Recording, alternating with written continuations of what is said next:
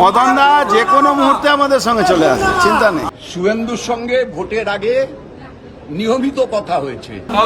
Lovely. তাহলে এই যে ক্রস মুসলিম, ক্রস কেন বলছি, এই জনাব ফিয়াদ হাকিমের বাবা বাড়ি ছিল বিহারের গয়াতে। ওনার মা ছিল একজন হিন্দু রমণী, হিন্দু মহিলা। টিকিট কাটতে এসেছিলেন, টিকিট কাটতে এসেছিলেন। লাভলি। বিধানসভার মধ্যে কে বিজেপি, কে সংযুক্ত মোর্চা, আইএসএফ, তৃণমূল বিধায়ক না, সবাই বিধায়ক। দাদা কেমন আছেন, দিদি কেমন আছেন হয়। আর বাইরে আর এই দাদা দিদিরাই পাবলিককে এমন খেপায় নিজের মধ্যে মারপিট লেগে যায়। নওশাদ কি বললেন? এত সত্যি কথা কেউ কি সোজাসুজি বলে নাকি? কিন্তু নওশাদ সিদ্দিকীর কথাই তো সত্যি।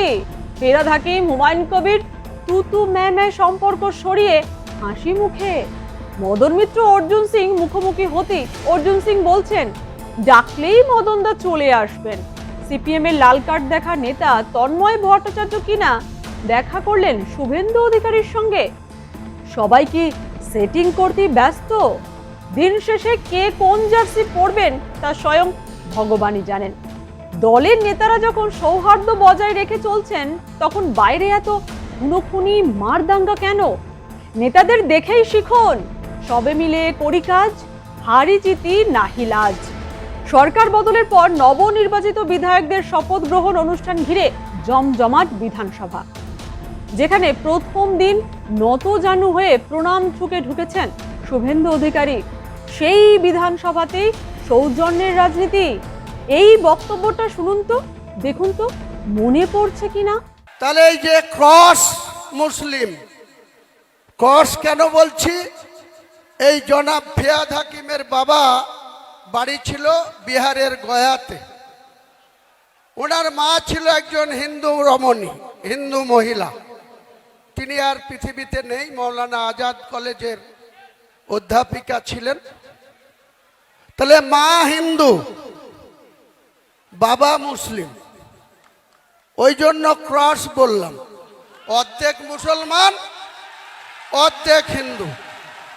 নতুন দল খোলার পর ফিরহাদ হাকিমকে নিয়ে বিষোদাগার করতে ছাড়েননি হুমায়ুন কবির। জাত ভাইয়ের ধর্ম নিয়ে প্রশ্ন তুলতেই শোনা যায় তাকে। পুরো ভোট আবহে একাই কাঁপিয়ে দিয়েছেন। অবশ্য ফলও পেয়েছেন হাতে নাতে। নওদা ও রেজিনগর 2 আসনেই জয় পেয়েছেন তিনি। আর সেই হুমায়ুন কবিরই যেন রাতারাতি বদলে গেছেন। সাদা জামা পরে শপথ গ্রহণ অনুষ্ঠানে মিষ্টি বিলিয়ে বেড়ালেন তিনি। আবার ফিরহাদ হাকিমের মুখোমুখি হতেই মুখ বেঁকিয়ে এড়িয়ে গেলেন না। দুজনের হাসি মুখ দেখে যেন মনে হলো মধুরেণও সমাপয়েত। দল থেকে সাসপেন্ড হতে কাদা ছোড়াছুড়ি হয়েছিল। ভোট মিটতে বিধানসভা পা রাখতে কি বিতর্কিত অধ্যায় অতীত হলো। বিধানসভা প্রথম দিনই বিধায়ক ও আম জনতা উন্নয়ন পার্টির চেয়ারম্যান হুমায়ুন কবিরকে হাসি মুখে জড়িয়ে ধরলেন তৃণমূল বিধায়ক ফিরহাদ হাকিম। সকলের সামনেই হুমায়ুন কবিরের সঙ্গে হাসি মুখে আলাপচারিতা সারলেন। ভালো আছো বলে নিজেই কথা বললেন ফিরহাদ। হুমায়ুনকে জড়িয়ে ধরতে দেখা গিয়েছে তাকে। শাসক থেকে এখন বিরোধী দলের বিধায়ক ফিরহাদ হাকিম, তাই তাকে বলতে শোনা গেল, আগে আমি ছেলে ছিলাম, পরে স্বামী হলাম এবং বাবা হয়েছে, এবার পরিবর্তন হলো, আবারও পরিবর্তন হবে না। মানুষের জীবনটাই হচ্ছে ট্রান্সফরমেশন। একটা সময় আমি পুত্র ছিলাম, তারপর স্বামী হলাম, তারপর বাবা হলাম। লাইফ এক জায়গায় থেমে থাকে না। সেরকম আমরা বিরোধীতে ছিলাম, 15 বছর আবার শাসন ক্ষমতায় ছিলাম, এখন আবার বিরোধীতে রয়েছি। বিরোধীদের যে কর্তব্য সরকারের দৃষ্টিতে দেখিয়ে দেওয়া, যে কোনটা ভুল হচ্ছে, কোনটা অন্যায় হচ্ছে, কোনটা মানুষের পক্ষে হচ্ছে না, সেই কাজটা গণতন্ত্রের বিরোধীদের যে কাজটা দিয়েছে সেই কাজটাই আমরা করব। আমি এটা নিয়ে কিছু বলবো না, ওনাকে কে কী বলেছে না বলেছে, কিন্তু আমরা স্বাধীন দেশের মানুষ এবং স্বাধীনভাবেই আছি। আমাদের কাজ যখন মানুষ যেটা দিয়েছে, এখন আমাদের বিরোধিতার কাজ, বিরোধিতা আসনে বসা কাজ এবং গঠনমূলক বিরোধিতা, বিরোধিতার নামে বিরোধিতা নয়, গঠনমূলক বিরোধিতা, সেই কাজটা আমরা করব। হুমায়ুন ফিরহাদের মিষ্টি মুহূর্তের পর এবার মদন মিত্র অর্জুন সিং এর সাক্ষাৎ পর্ব। মদন মিত্র একই মেজাজে বিধানসভায়, তাকে দেখে হেসে এগিয়ে এলেন বিজেপি বিধায়ক অর্জুন সিং। মদন মিত্রের সুখ্যাতি করতে এ কি বললেন অর্জুন সিং? মদন মিত্রের দিকে হাসি মুখে তাকিয়ে বলেন, একই সঙ্গেই আছি, যে কোনো মুহূর্তে মদন দা আমাদের সঙ্গে চলে আসবেন। এরপর মদন মিত্রের দিকে প্রশ্ন ছুড়ে দেন, কি দাদা? তারপর ও লাভলি বলে চলে যান তিনি। মদন মিত্র অবশ্য এই প্রসঙ্গে একটিও কথা বলেননি, শুধু হাসি মুখে অর্জুনের চলে যাওয়ার দিকে তাকিয়েছিলেন কিছুক্ষণ। অনেকেই প্রশ্ন তুলেছেন, তবে কি তলে তলে যোগাযোগ পর্ব শুরু? কি জানি বাবা, রাজনীতিতে স্থায়ী বলে কিছু হয় না, সবাই পরিবর্তনশীল। 2011-এ মমতা ব্যানার্জি যেদিন শপথ নিতে এসেছিলেন, লক্ষাধিক মানুষ তার সঙ্গে হাঁটতে হাঁটতে গিয়েছিল। তার মধ্যে একটা সিপিএমের 34 বছরের খাঁচার থেকে মুক্তির স্বাদ আস্বাদন ছিল। এবারে যিনি মুখ্যমন্ত্রী হয়েছেন, আমি ব্যক্তিগত কোনো মন্তব্য করব না, কিন্তু বাংলার মানুষ কীরকম নির্বাক হয়ে গেছে, কোথাও কোনো উচ্ছ্বাস আনন্দ, যারা জিতেছে বা যারা দায়িত্ব পেয়েছে, জিতেছে থেকে দায়িত্ব পেয়েছে বলা উচিত, তারা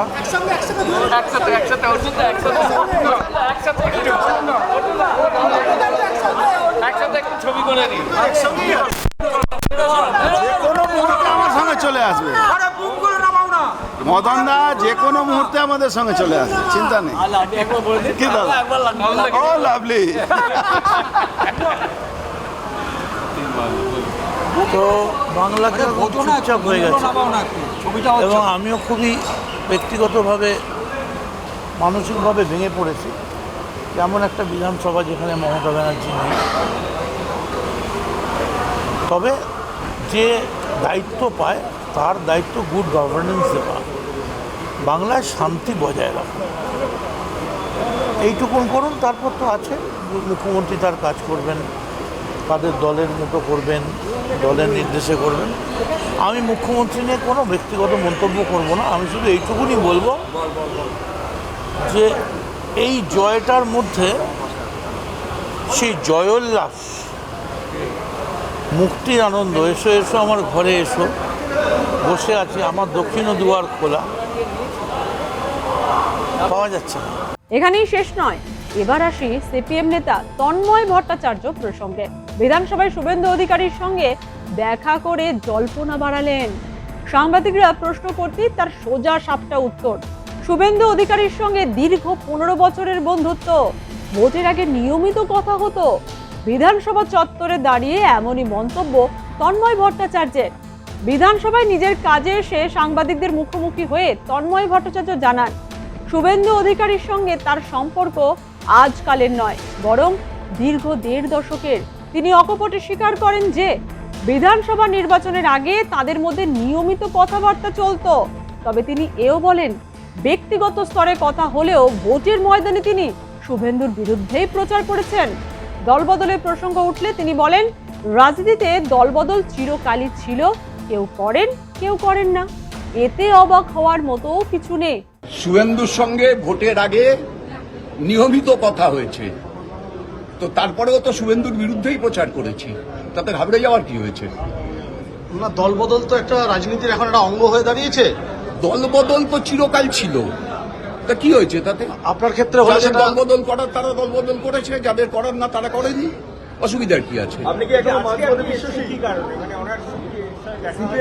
আমি এসছিলাম বিধানসভায় টিকিট কাটতে, ট্রেনের টিকিট কাটতে, এই যে পকেটে ট্রেনের টিকিট, এই যে ট্রেনের টিকিট কাটতে এসছিলাম, এসে শুনলাম শুভেন্দু আছে। আমার আরেক বন্ধু, আমার ভাই শিলিগুড়ির এমএলএ শঙ্কর ঘোষ আমায় বলল, দাদা আছে, তুমি দেখা করে আসো। আমি বললাম কিছুই বলবো না, হাত মেলাবো, অভিনন্দন জানাবো, চলে যাবো। বলার কি আছে? আবার ওর সাথে তো আমার নিয়মিত কথা হয়, নতুন করে আজকে কি বলতে হবে? কেনই বা বলতে হবে? দীর্ঘদিন পর বামেরা আবার এই বিধানসভায় আসন পেয়েছে। হ্যাঁ, পেয়েছে। নিন্দুকেরা বলছেন, এই তো সবে শুরু, পিকচার আভি বাকি হ্যায়।